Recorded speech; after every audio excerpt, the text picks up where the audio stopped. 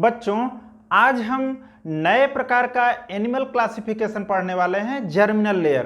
पिछले लेक्चर में हम लोगों ने पढ़ा था सिमेट्री।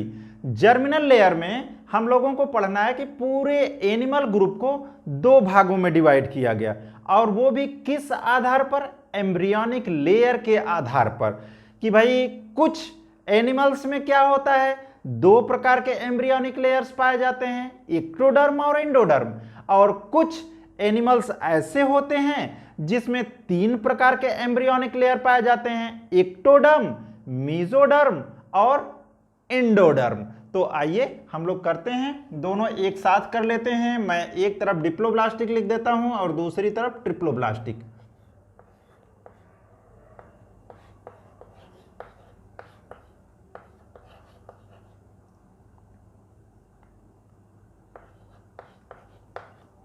डिप्लोब्लास्टिक और इधर जो कि है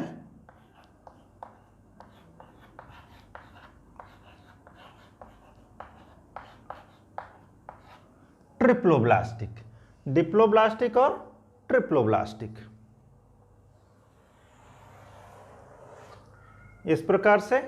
तो इसमें अगर हमें भाई कुछ जो सेल्स होती है वो अरेंज हो जाती हैं दो प्रकार के एम्ब्रियोनिक लेयर में, तो हम लोग यहां पर लिख सकते हैं animals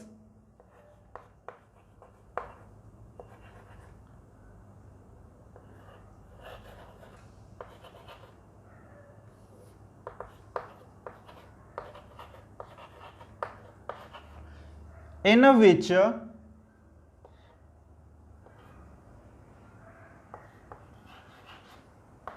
cells are arranged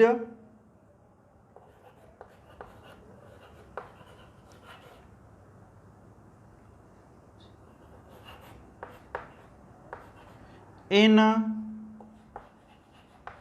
two embryonic layer।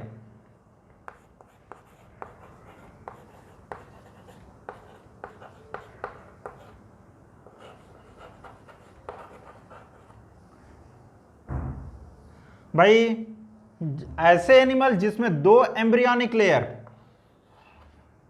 जो सेल्स जो अरेंज होंगी दो एम्ब्रियोनिक लेयर में अरेंज होंगी, तो उसे हम लोग बोलेंगे डिप्लोब्लास्टिक। डिप्लोब्लास्टिक। अच्छा, अब जैसे ये कौन कौन सा होगा?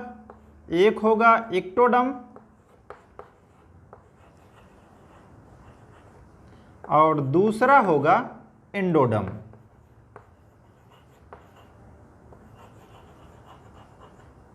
Endoderm.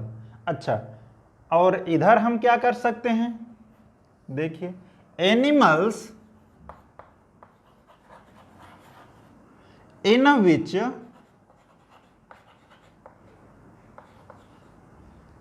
cells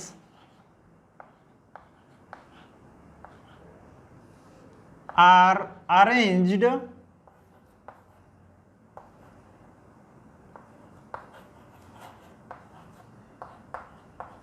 in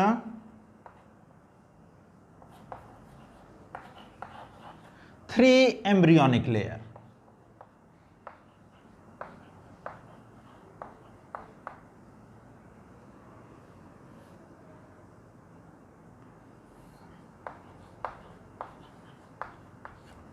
three embryonic layer.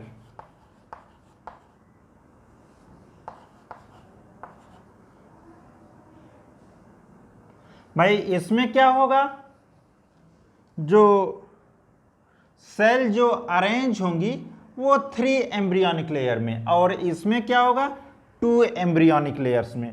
तो इस प्रकार के एनिमल्स को हम लोग बोलेंगे ट्रिप्लोब्लास्टिक।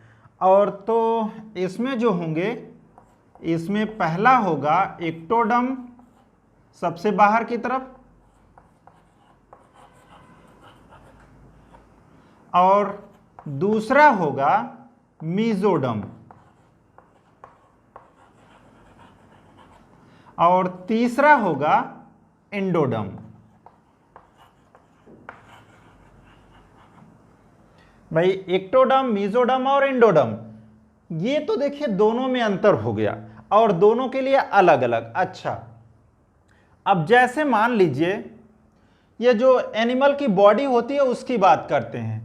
ये सबसे बाहर वाली लेयर हो गई, सबसे बाहर की तरफ, सबसे बाहर की तरफ हम लोग समझें तो सबसे बाहर वाली लेयर्स, और फिर उसके बाद जैसे मान लीजिए ये हमारी बॉडी है सबसे बाहर, ये लेयर सबसे बाहर की तरफ, तो इसे हम लोग बोलेंगे क्या, एक्टोडर्म।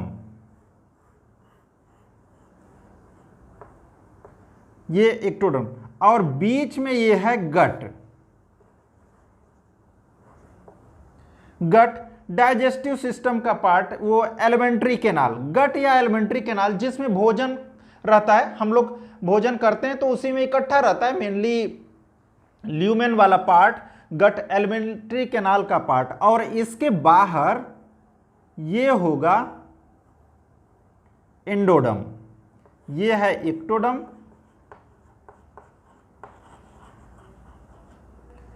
और ये है एंडोडर्म।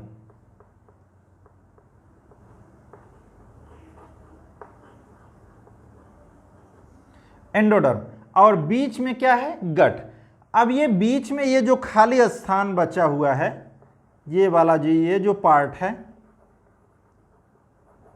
खाली स्थान, ये जो बचा हुआ है, ये वाला पार्ट जिसको मैं रेड कलर से कलर कर रहा हूं, ये वाला पार्ट क्या होता है कि कुछ खाली सब्सटेंस टाइप का, इसमें कुछ ही सेल्स घूम सकती हैं कुछ टाइम के लिए, या जेली लाइक सब्सटेंस इसमें भरा होता है, लिक्विड टाइप का कुछ जो कि जेली टाइप का सब्सटेंस भरा होता है। ये पूरी तरह से फिल नहीं होता है, न तो एक्टोडर्म में और न ही अंदर बाहर की तरफ तो एक्टोडर्म, और अंदर की तरफ जो कि क्या हो गया, एंडोडर्म, और सबसे अंदर ये खाली स्थान होगा गट का, ल्यूमेन का। तो इसको अब देखिए यहां पर दो फाइलम आते हैं, ज्यादातर ये लिया जाता है मीजोग्लिया, इसको हम लोग बोलते हैं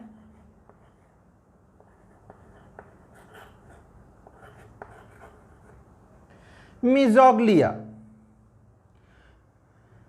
जो मीजोग्लिया होता है ये, इसको मेनली ये पाया जाता है सिलेंट्रेटा,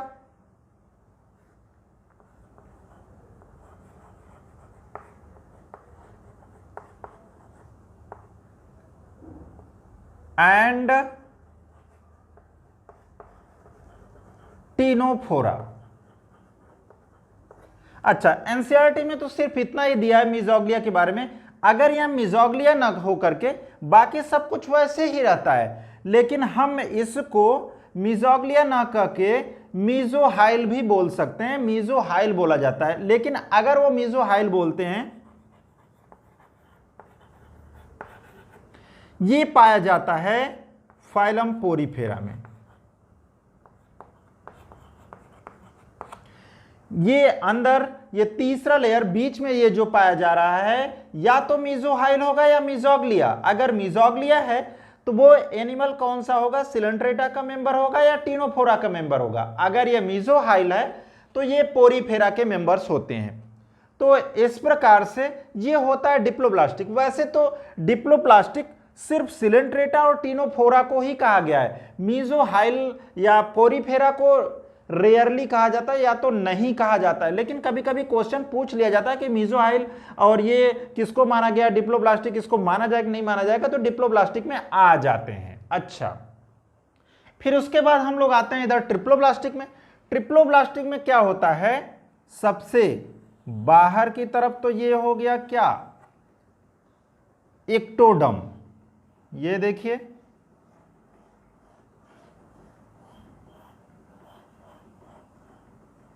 मैंने ये बना दिया एक्टोडर्म। ये क्या है,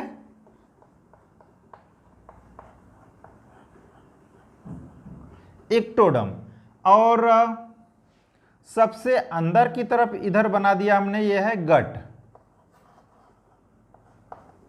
और फिर उसके बाद ये इसके चारों तरफ ये हो गया एंडोडर्म।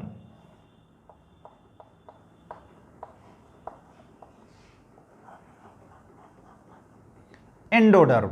और इसमें जो खाली जगह बची हुई है अब, ये या तो पूरी तरह से फिल होती है सेल से, आप इसे समझ सकते हैं, ये या तो पूरी तरह से फिल होती है या तो पूरी तरह से फिल नहीं होती है। अब इसको, ये अलग प्रकार का एक लेयर होता है जिसको हम लोग बोलते हैं मीजोडर्म। इसको हम लोग बोलते हैं, ये मीजोडर्म। इस प्रकार से सबसे बाहर की तरफ एक्टोडर्म और सबसे अंदर की तरफ एंडोडर्म, फिर उसके बाद ये है गट, और उसके एक्टोडर्म और एंडोडर्म के बीच में क्या है, मीजोडर्म। अच्छा, इसका जो एग्जाम्पल है, इसका जो एग्जाम्पल होगा आपका, ये पूरी हम इसे प्लेटीहेल्मिन्थीज से लेकर के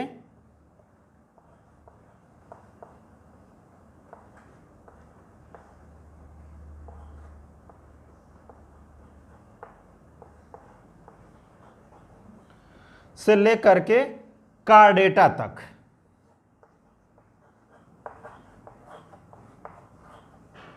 पूरी कार्डेटा के मेंबर्स, प्लेटीहेल्मिन्थीज से लेकर के, भाई प्लेटीहेल्मिन्थीज के बाद aschelminthes, annelida, arthropoda, mollusca, echinodermata, hemichordata और लास्ट में क्या, कार्डेटा। ये सारे मेंबर्स कैसे हैं, ट्रिप्लोब्लास्टिक।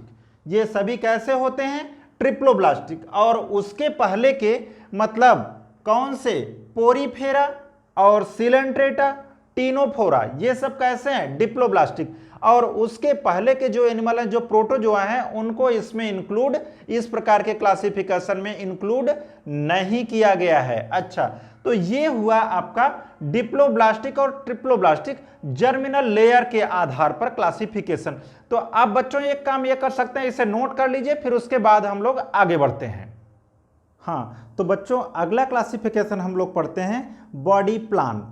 बॉडी प्लान के आधार पर जो कि अगला क्लासिफिकेशन है, इसमें जो भी एनिमल्स हैं इनको कई प्रकार से डिवाइड किया गया है कि उसमें माउथ या एनस किस प्रकार से पाई जाती है या फिर नहीं पाई जाती है, या एक ही उनका ये प्लान होता है। तो इसमें सबसे पहला है cell aggregate type. Cell aggregate type में क्या होता है कि ढेर सारे सेल्स एक ही क्लस्टर झुंड में होते हैं, लेकिन सब अपना अलग अलग फंक्शन करते हैं, उनका किसी से कोई मतलब नहीं होता है, लेना देना नहीं होता है, वो सब अपना अलग अलग फंक्शन करते हैं। और ये पाया जाता है मेनली फाइलम पोरीफेरा के मेंबर्स स्पॉन्जेस में। अच्छा, तो सबसे पहले हम लोग देखिए यहाँ पर बॉडी प्लान, आइए इसके बारे में पढ़ते हैं। सबसे पहला हम लोग पढ़ते हैं क्या, cell aggregate type.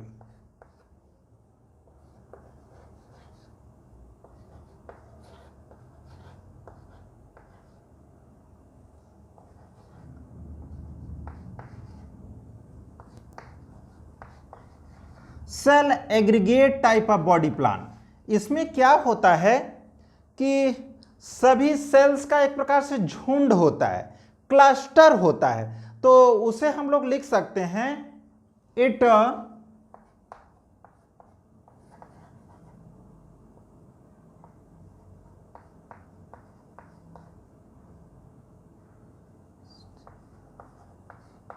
It consist of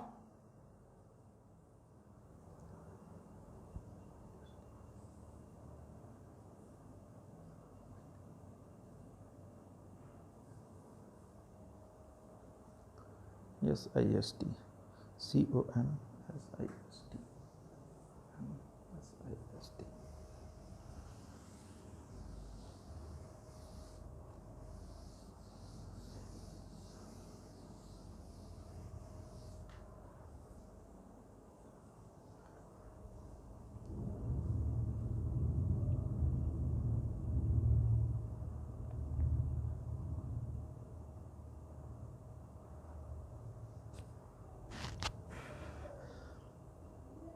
हाँ, तो बच्चों अगला क्लासिफिकेशन है बॉडी प्लान। बॉडी प्लान में क्या होता है, एनिमल्स को कई ग्रुप में डिवाइड किया गया है उनके फंक्शन के आधार पर या पाए जाने वाले आर्गन के आधार पर।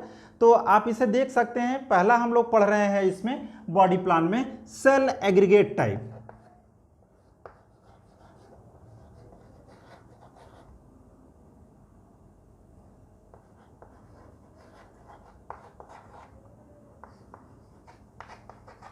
Cell aggregate type of body plan.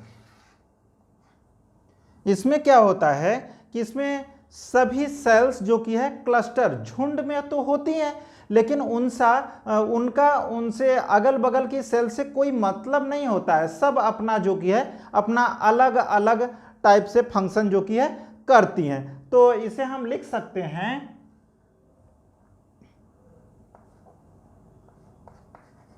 The cells are arranged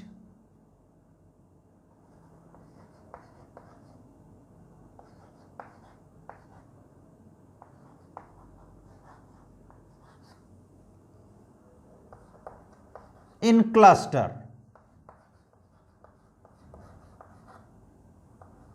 clusters, इसका एग्जाम्पल हम लोग दे सकते हैं फाइलम पोरीफेरा।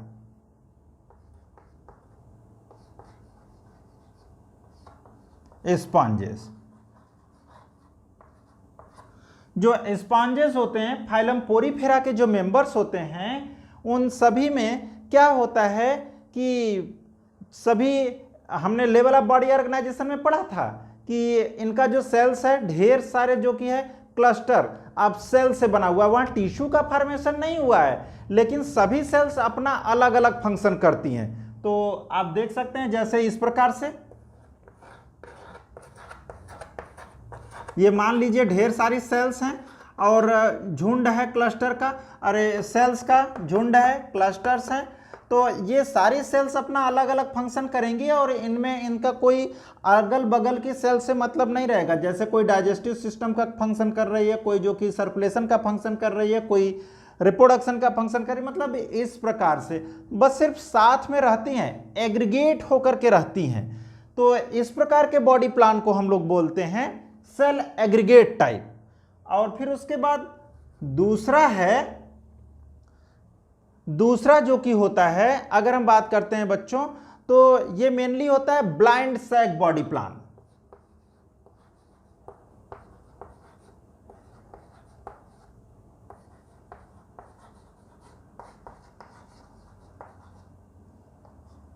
ये देखिए, ये ऐसा होता है इस प्रकार के बॉडी प्लान में कि कोई भी बॉडी होती है उसमें सिर्फ ओनली वन ओपनिंग होती है। एज लाइक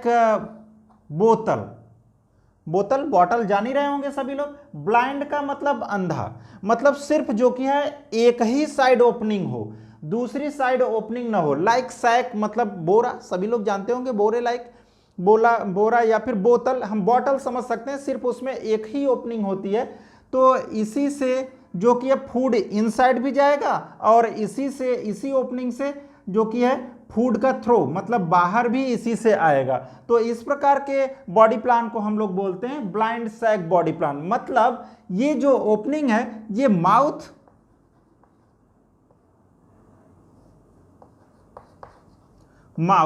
और एनस, ये दोनों का फंक्शन करेगा, माउथ और एनस दोनों का फंक्शन करेगा। और ये पाया जाता है, इसका एग्जांपल हम लिख सकते हैं।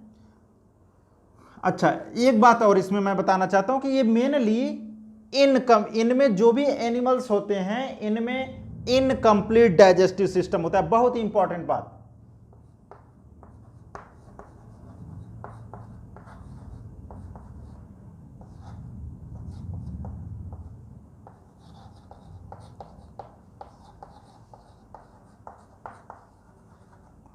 इनकम्प्लीट डाइजेस्टिव सिस्टम पाया जाता है। मतलब डाइजेस्टिव सिस्टम पूरी तरह से कंप्लीट नहीं होता है यहां पर। और इनके एग्जाम्पल के बारे में बात कर लेते हैं। भाई माउथ और एनस दोनों एक ही ओपनिंग से जो कि होता है। तो इसे हम लोग बोल सकते हैं, इसका एग्जाम्पल है फाइलम सिलेंट्रेटा,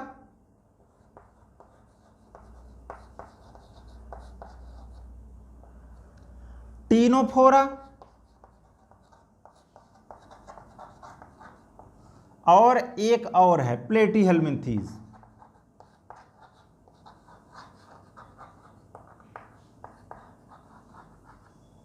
प्लेटीहेल्मिन्थीज के मेंबर, मतलब 3 फाइलम। देखिए सिलेंट्रेटा, टीनोफोरा और प्लेटीहेल्मिन्थीज के मेंबर्स कैसे, उनमें कैसा बॉडी प्लान होता है, ब्लाइंड सैक बॉडी प्लान, जिसमें एक ही ओपनिंग होती है, उसे चाहे आप माउथ माने चाहे एनस माने, दोनों फंक्शन इसी से होता है, एक ही ओपनिंग से। अच्छा, फिर उसके बाद अगला बॉडी प्लान है ट्यूब विद इन ट्यूब।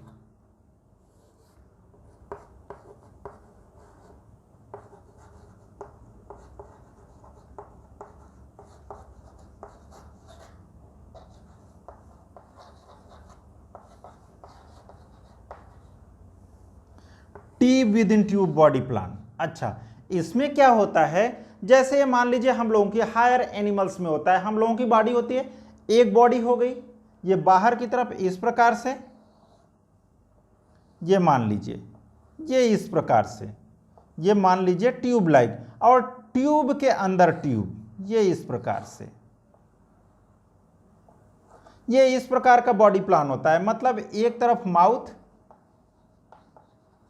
और दूसरी तरफ एनस। आप इसे देख सकते हैं, जैसे मान लीजिए मैं कोई फिश भी बना सकता हूं, जैसे मान लीजिए ये ऐसे,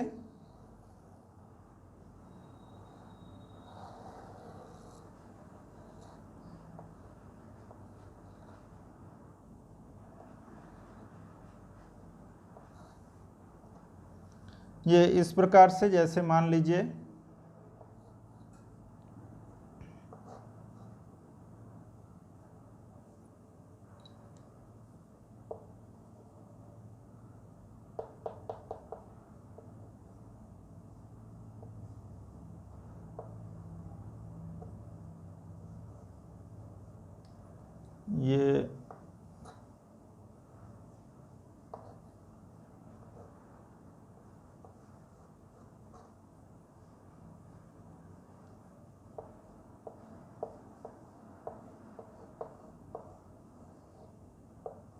ये इसका डाइजेस्टिव सिस्टम एनस, और ये हो जाएगा माउथ। तो बच्चों एक तो ट्यूब ये वाली हो गई पूरी, ये मान लीजिए ये वाली हो जाएगी, एक तो ये वाली पूरी यहां से लेके यहां तक, एक ये वाला, मतलब ट्यूब के अंदर ट्यूब, एक माउथ और एक जो कि है एनस ओपनिंग, दोनों अलग अलग ओपनिंग हो, तो इसे हम लोग मेनली बोलते हैं ट्यूब विद इन ट्यूब। और इसमें क्या होता है, कंप्लीट डाइजेस्टिव सिस्टम।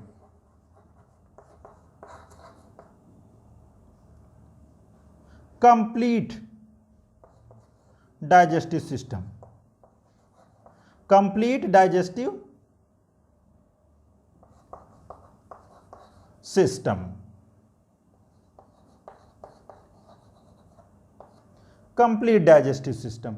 और इसके एग्जाम्पल की बात करते हैं, इसमें जो एग्जाम्पल्स होते हैं वो होता है एस्केलमेंथीस से लेकर के पूरे कार्डेटा तक।